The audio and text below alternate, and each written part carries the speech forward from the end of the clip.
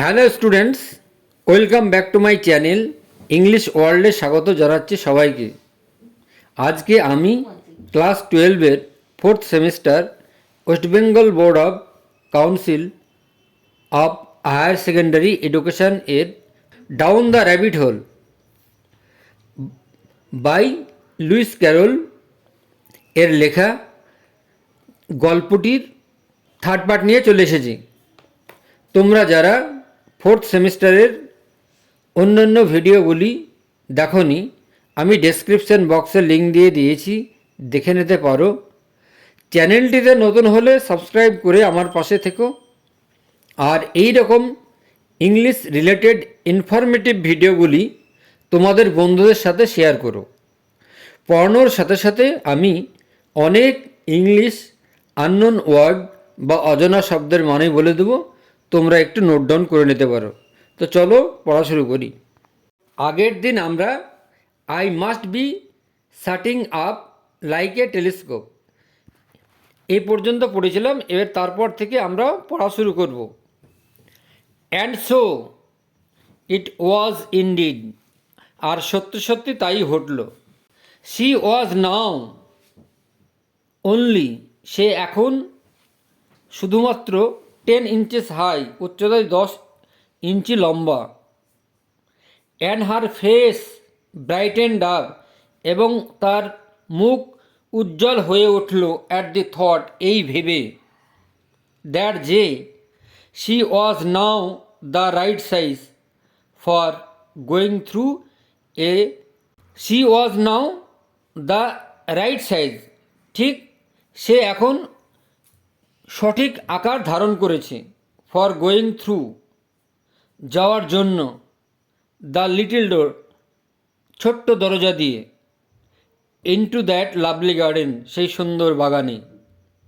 First প্রথমত, however যাই হোক না কেন, she waited for a moments, সে এক মুহূর্ত অপেক্ষা করল, টু সি দেখার জন্য, if she was going to shrink any further, say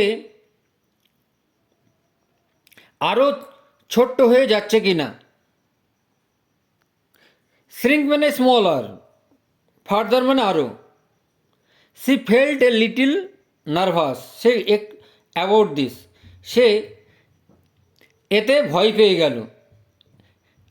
nervous মানে অ্যাফ্রেড, এখানে ভয় পাওয়া। ফর কারণ, ইট মাইট এন্ড ইউ, কারণ এটা শেষ হয়ে যাবে। এন্ড মানে ফিনিশ, শেষ হয়ে যাবে। ইউ নো তুমি দেখো, said Alice to herself, Alice নিজের মনে বলল, নিজেকেই বলল Alice, in my going out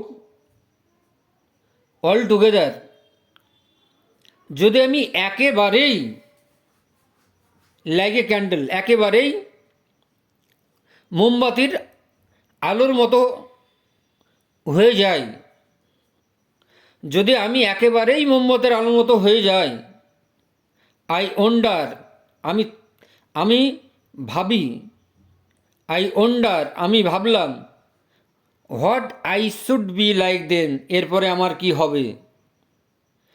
C tried to fancy, এবং সে কল্পনা করার চেষ্টা করলো। ফ্যান্সি মানে ইমাজিন, কল্পনা করা। What the flame of A candle, candle আলোটা কি, is like, what the flame of A candle is after the candle is blown out, যখন মোমবাতিটি নিভে যায় তখন মোমবাতির শিখাটি কেমন হয়। ফর কারণ, C could not remember ever having seen such a thing, কারণ সে এমন কিছু দেখেছে বলে মনে করতে পারছিল না। সি কুড নট রিমেম্বার, সে মনে করতে পারছিল না এমন কিছু দেখেছে বলে। আফটার এ হোয়াইল একটু পরে, ফাইন্ডিং মানে seeing, finding that nothing more happen, আর কিছুই ঘটছে না এটা দেখে, সি ডিসাইডেড, সে মনস্থির করল, on going into the garden at once, সে এক্ষুনি বাগানে প্রবেশ করলেন। But alas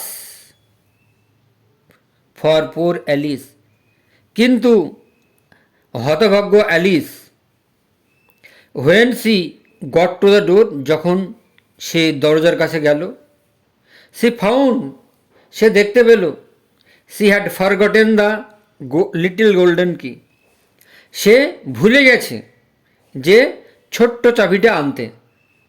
and when she went back to the table, আবার সে যখন টেবিলের কাছে ফিরে আসলো ফর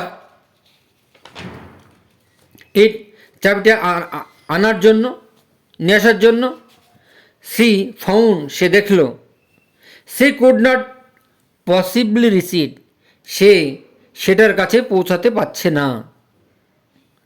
সি কুড সি, সে দেখল, ইট, এটা, quite plainly, through the glass, একটা স্বচ্ছ পরিষ্কার কাচের ভিতর, স্বচ্ছ কাচের ভিতর।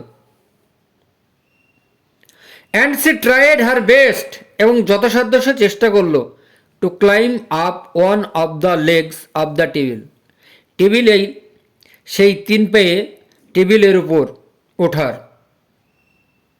But it was too slippery, কিন্তু এত পিচ্ছিল ছিল। And when she had tried herself out with trying, এবং যখন সে চেষ্টা করল,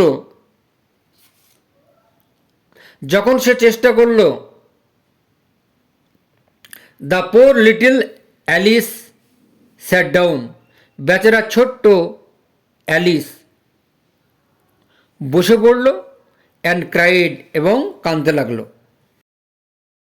কাম, দেখো, there's no use in crying like that, এইভাবে কাঁদার কোনো দরকার নেই, এইভাবে কেন কোনো লাভ হবে না।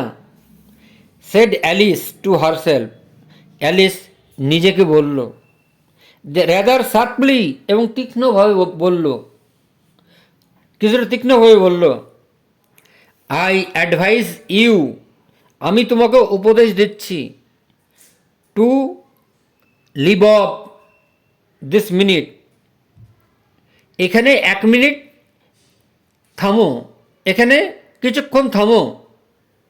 সে generally gave herself very good advice, সে সাধারণত ভালো উপদেশ দিতে পারত। যদিও she very seldom followed it, যদিও সে সেই উপদেশগুলো কমই মেনে চলত। অ্যান্ড সামটাইমস, এবং কখনো কখনো, সি স্কল্ডেড, সে তিরস্কার করত, হারসেলফ নিজেকে তিরস্কার করত, সো সিভিয়ারলি, এত মারাত্মকভাবে, এত কঠোরভাবে, অ্যাজ টু ব্রিং টিয়ার্স, যেন চোখে জল চলে আসতো, ইনটু হার আইজ, যেন তার চোখে জল চলে আসতো। অ্যান্ড ওয়ান্স সি রিমেম্বার্ড, এবং একবার সে মনে করল, ট্রাইং টু বক্স, নিজের কান নিজেই দুমড়াবে, বা নিজের কান নিজেই মলবে, হার ওন ইয়ার্স, নিজের কান নিজেই মলবে, ফর হ্যাভিং চিটেড, সে যে ঠকিয়েছে, প্রতারণা করেছে, হারসেলফ নিজেকে, ইন এ গেম অফ ক্রোকে, এবং ক্রোকো খেলায়, বা ক্রকেট। শি ওয়াজ প্লেয়িং, সে খেলছিল, এগেনস্ট হারসেলফ, নিজের বিরুদ্ধে। ফর দিস, কারণ এই কিউরিয়াস চাইল্ড, এই অদ্ভুত শিশুটা, ওয়াজ ভেরি ফন্ড অফ, সে ছিল খুব, সে পছন্দ করত, প্রিটেন্ডিং, ভান করতে, টু বি টু পিপল, দুজন লোকের। But it's no use now, কিন্তু এর কোনো মানে হয় না। থট ফর অ্যালিস, বেচারা অ্যালিস ভাবল। Pretend to be two people, দুজন লোক এর ভান করা। হোয়াই, কেন? There's hardly enough of me left, আমার অবশিষ্ট আর কিছু থাকলো না। To make one respectable person, একজনকে সম্মানীয় ব্যক্তি হিসাবে গ্রহণ করার মতো। Soon, her eye fell on a little glass box, শীঘ্রই তার চোখে পড়ল একটি ছোট্ট কাচের বাক্স। That was lying under the table, যেটা কাচের ওপর টেবিলের নিচে পড়েছিল।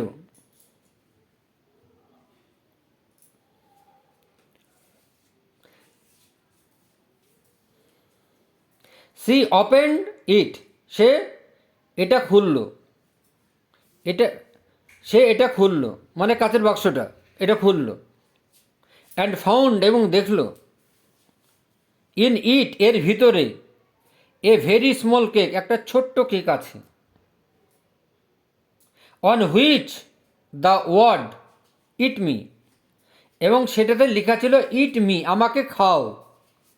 ওয়ার বিউটিফুলি, সুন্দরভাবে, নাইসলি, বিউটিফুলি মার্ক, চিহ্নিত করা ছিল, লেখা ছিল ইন কারেন্টস, কিসমিস দিয়ে। ওয়েল বেশ, I will eat it well বেশ, আই উইল ইট, আমি এটা খাবো। সেড অ্যালিস বলল। And if it makes me grow larger, এবং এটা আমাকে যদি বড় করে, লার্জার মানে bigger, I can reach the key, তাহলে আমি ওই চাবিটা ছুঁতে পারবো। And if it makes me grow smaller, এবং এটা যদি আমাকে আরও ছোট করে, আই ক্যান ক্রিপ, আমি হামাগুড়ি দিয়ে আন্ডার দ্য ডোর, দরজার ভিতর যেতে পারবো।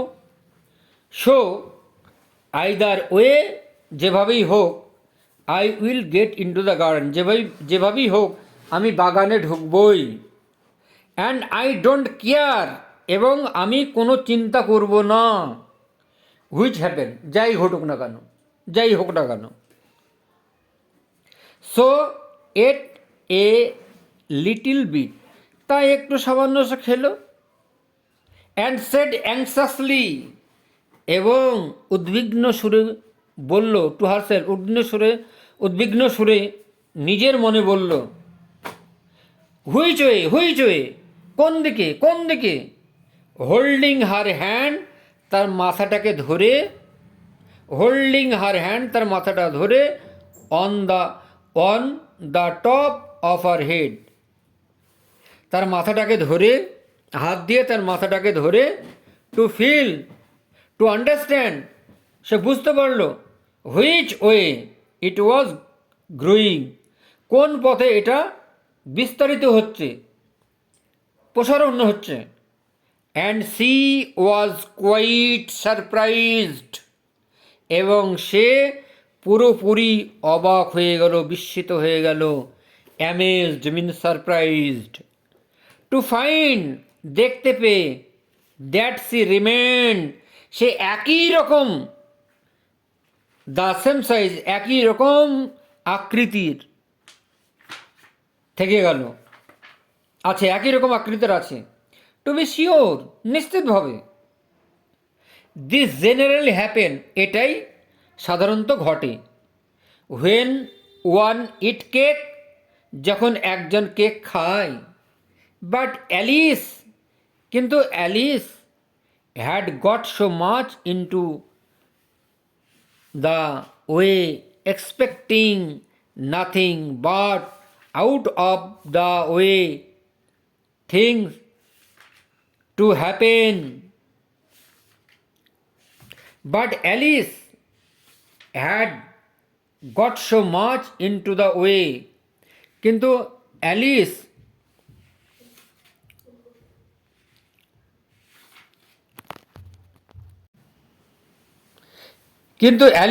এতটাই অদ্ভুত ঘটনা ঘটতে দেখেছিল। But Alice had got so much into the way of expecting nothing but out of the way things to happen that it quite dull and stupid for life to go on in the common way. যে জীবনের স্বাভাবিক ছন্দকে তার নিরস ও বোকা মনে হলো। So she set to work, তাই সে কাজ শুরু করলো। And very soon finished off the cake, এবং খুব তাড়াতাড়ি কেকটি খেয়ে শেষ করলো। তো লুই ক্যারলের বিখ্যাত কিশোর উপন্যাস অ্যালিসেস অ্যাডভেঞ্চারস ইন ওয়ান্ডারল্যান্ড শুরু হয় ডাউন দ্য র্যাবিট হোল নামক এক মনোমুগ্ধকর প্রথম অধ্যায় দিয়ে। এটি অ্যালিসের এক কল্পনাময় জগতের যাত্রার পটভূমি তৈরি করে। 1865 সালে প্রকাশিত এই গল্পে দেখা যায় এক কৌতূহলী ছোট্ট মেয়ে অ্যালিস একঘেয়েমি ও কৌতূহলের বশে সে অদ্ভুত সাদা খরগোশের পেছনে ছুটতে ছুটতে আচমকা পড়ে যায় একটি খরগোশের গর্তে। এই পতনের মাধ্যমেই শুরু হয় তার এক আজব জগতে অভিযান, যেখানে যুক্তির প্রচলিত নিয়মগুলি উল্টে যায় এবং সব কিছুই যেন বাহ্যিক রূপের চেয়ে অনেক বেশি অদ্ভুত ও অবিশ্বাস্য হয়ে ওঠে। এই গল্পটি অ্যালিসের কল্পনাময় এবং পরিবর্তনশীল আত্ম অন্বেষণের যাত্রাকে তুলে ধরে। ডাউন দ্য র্যাবিট হোল গল্পটি কৌতূহল, রূপান্তর এবং বাস্তবতা ও কল্পনার সীমারেখা এই মূল বিষয়গুলি অনুসন্ধান করে। এর মাধ্যমে ক্যারল পাঠকদের নিয়ে যান এক স্বপ্নময় জগতে, যেখানে অদ্ভুত সব প্রাণী আর অপ্রত্যাশিত ঘটনা ঘটতে থাকে, যা তাদের পরিচয় ও অভিজ্ঞতার প্রকৃতি নিয়ে ভাবতে উৎসাহিত করে। এক অজানা জগতের অভিযানের পথে অ্যালিসের সরলতা, দৃঢ়তার প্রতি দৃষ্টি আকর্ষণের মাধ্যমে গল্পটি শৈশবের বিস্ময় ও বিভ্রান্তিকে নিপুণভাবে তুলে ধরে। তো ক্যারল এর কৌতুকপ্রবণ ও কল্পনাময় শৈলীতে লেখা এই গল্পটি পাঠকদের এমন এক জগতে নিয়ে যায় যেখানে উদ্ভট পরিস্থিতি, হাস্যরস ও সূক্ষ্ম যুক্তি মিলেমিশে গড়ে তোলে এক অনন্য অভিজ্ঞতা। এই সূচনা হয়ে ওঠা ও জীবনকে বোঝার কোমল ভাবনার সঙ্গে রসিকতার সুশীল মেলবন্ধন ঘটায়। অ্যালিস যেন সেই আয়না, যেখানে আমরা প্রত্যেকে নিজেদের বিস্ময়কর প্রতিচ্ছবি দেখতে পাই। আজকে আমি এই গল্পের পার্ট 3 শেষ করলাম। ভিডিওটি ভালো লাগলে লাইক, কমেন্ট, শেয়ার করে দিও। দেখা হবে অন্য কোনো ভিডিওতে।